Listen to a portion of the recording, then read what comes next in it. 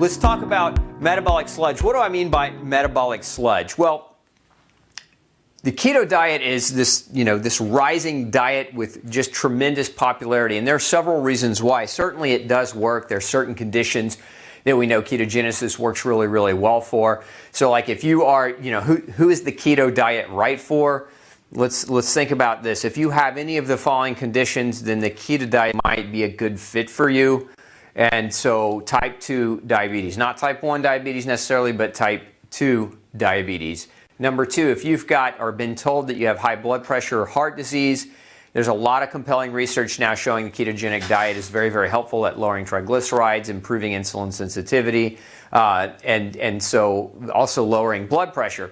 Additionally, we know that people with neurological disease, migraine headaches, the diet itself was originally kind of invented, if you will, or utilized. It was observed in 1924, treating epileptic seizure disorder. So we have this history, this long-standing history of keto being the primary way that intractable seizure disorder was treated successfully.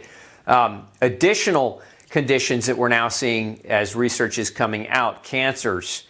Ketogenic diet is being shown to be helpful with cancer. Ketogenic diet has been shown to be helpful with regulating insulin. So again, even if you're not diabetic, but you're pre-diabetic or you struggle with hyperglycemia, waves of that.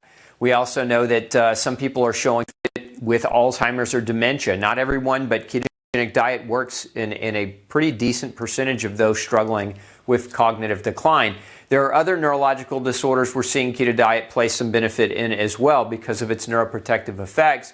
We're seeing diseases like ALS and multiple sclerosis show some good response to ketogenic diets as well. So if you struggle with any of those issues, the ketogenic diet, pay attention tonight. Now, additionally, there are some other things. If you have done everything to exercise and eat right and sleep well, and you're doing all of your diet and lifestyle components to the nines, right? You've got it all dialed in really tight, and you're struggling with a weight loss or adiposity, then this might be another evolution for you to take in your diet protocol.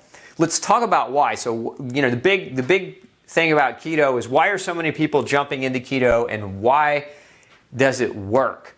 Well, let's back up for a minute. A lot of people are benefiting from keto because it's a gluten-free diet. And so a lot of people, many people that aren't gluten-free jump into keto, and because keto is gluten-free, they actually end up predominantly feeling better because they're gluten sensitive. So it's not necessarily even because they're on a keto diet, it's because they went gluten-free because they were gluten sensitive. Now, that doesn't represent absolutely everybody, but ketogenic diets are generally gluten-free diets, and so there's a benefit to being gluten-free for a large majority of people with autoimmune disease. So in the United States alone, there are 46 million estimated cases of autoimmune disease. That's 1 in 7 people in our entire population suffering with a form of autoimmune disease that are going to probably benefit from a gluten-free diet and also, again, a ketogenic diet. But what's one of the other reasons why so many people are benefiting? It's because the standard American diet, the standard American diet, is really, if we boil it down, it's a carbohydrate toxicity diet. We always hear about toxins. We always hear about environmental toxins. You should avoid toxins. Half the people in the world, if not more, are on a carbohydrate toxic diet where the vast majority of their caloric intake is coming from carbohydrates. And understand that when you overload your system with carbohydrate and you don't get enough fat in the diet, remember fat's an essential nutrient. There are different, vitamin A is a fat, vitamin D, vitamin E, vitamin K, omega-3 fats, omega-9s, omega-6s. These are all essential fats that your body needs and must have in order to heal and repair itself. So we just went through a couple of decades, right, of doctors and hospitals, the American Heart Association, all of these big medical entities that everybody holds in such high esteem, were promoting this carbohydrate toxicity, for decades. Everybody was, fat is bad, right? Fat equals illness was the message. And so carbohydrate toxicity actually came out of the no-fat, low-fat craze. And that's really, honestly, that's what it was. It was a no-fat, low-fat craze. Craze, as in crazy ridiculous, because low-fat doesn't really help people become healthier. It's the myth, it's the connotation that eating fat somehow makes a person fat, when quite the opposite is true. Over-consuming carbohydrates is actually what drives a lot of our diabetic processes and our process to store excessive fat. So a lot of the reason why so many people are benefiting from a keto diet, aside from the fact that it's generally a gluten-free diet, is because most people are eating a carbohydrate toxicity diet. And so, let's see here. If we think about this almost like a speedometer. So over here you've got high fat. Over here you've got high carb. Okay.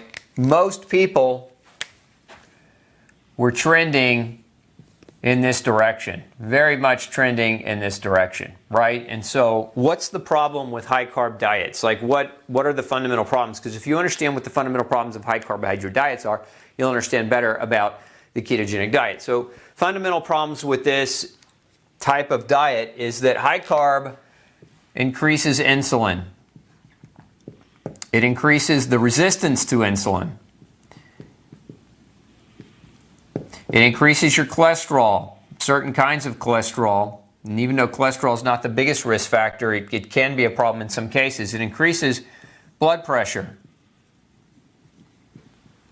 High carbohydrate diets increase the risk for pretty much all chronic disease. So when you push your diet in this direction to the high carb, all these kinds of things come with it over time, but it doesn't show up overnight. In essence, even though it's carbohydrate toxicity, it takes time to hit toxicity points where the body starts to manifest massive symptoms. But the big thing here is we look at the United States today. After a fat craze or a low-fat, no-fat craze of several decades, we now have achieved greater than 60% of our population is now overweight, right? And some would argue that that number is actually pushing 70%. And this is a big reason why, high carbohydrate diets, because the more carbohydrate you eat, the harder it is your body to metabolize that excessive carb. Your body will start converting that carbohydrate into triglycerides. That's why one of the other things we could add to this list is an increase in triglycerides. And so then where do you put all that fat? You store it. You store it around your heart. You store it around your abdomen. You store it in your liver. Non-alcoholic fatty liver disease is one of the byproducts of a high carbohydrate diet. High carbohydrate diets also feed intestinal yeast overgrowth. And intestinal yeast, when out of control, produce alcohol, which damage the liver. Intestinal yeast produce a byproduct as acetaldehyde. Intestinal yeast steal B vitamins from you. They can punch a hole in your gut. Candida as a species of yeast actually been shown to mimic gluten. So again, that high carbohydrate diet comes with all of these risk factors. So what many people are now doing, let me change colors for you, is they're moving away from high carbs and they're moving toward ketogenic diets, which are high-fat diets. And so we're getting this flip, right? And one of the reasons I want to talk about keto, it's one of the #1 search terms in the world, but it's one of the biggest questions that we get on our show. It's one of the biggest questions that people write into me from all over the world wanting to know whether or not a ketogenic diet is healthy. Look, the reality is this.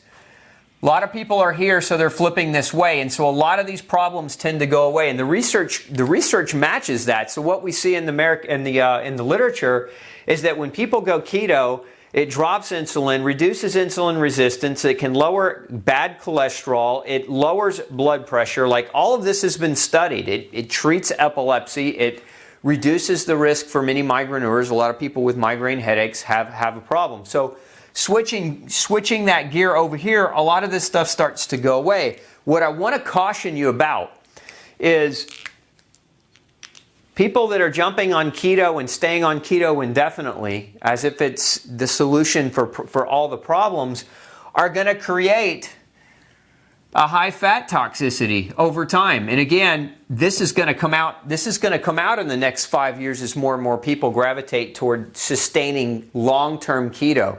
most of the keto experts in the world believe that you don't want to keep yourself in a keto diet indefinitely.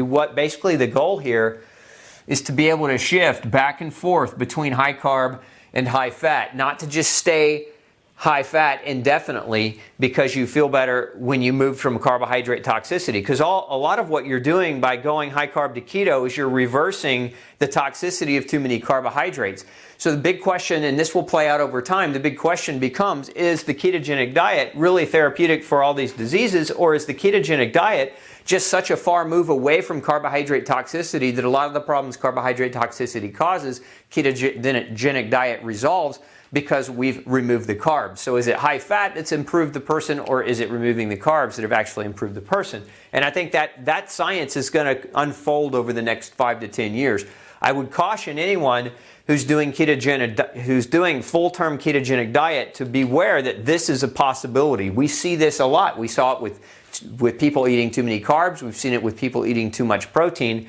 And we can see it with too much, I think we're going to be seeing it with too much fat here pretty soon. So my advice to you is not necessarily to go full-blown keto. Don't just jump right into keto and stay in keto for the rest of your life. Then a lot of the experts think that ketogenic diet, you should consider it to deal with these things, but you shouldn't consider it forever. Like there should be a drawback where you really bring yourself back to not necessarily this zone or this zone, but you kind of bring yourself back to balance, which is, ideally, in my opinion and in my experience, I've been doing this for 20 years in practice, and anytime you see somebody go too far to one side and stay there for too long, you see imbalance starting to be created and problems start to show up with that imbalance. So my advice to any of you, if you're just deciding to go keto here, stay there for a while, get some of this benefit, then try to draw your diet back. And check out these 2 videos right here. They might have life-saving, life-changing information for you. Make sure you subscribe so we can send you updates, and click the link below. I've got a free gift for you today. It's our Leaky Gut Guide. It's a 2-hour video and 68-page ebook for you. If you're trying to overcome leaky gut, we want to be able to give you a resource that's invaluable to help you on that path.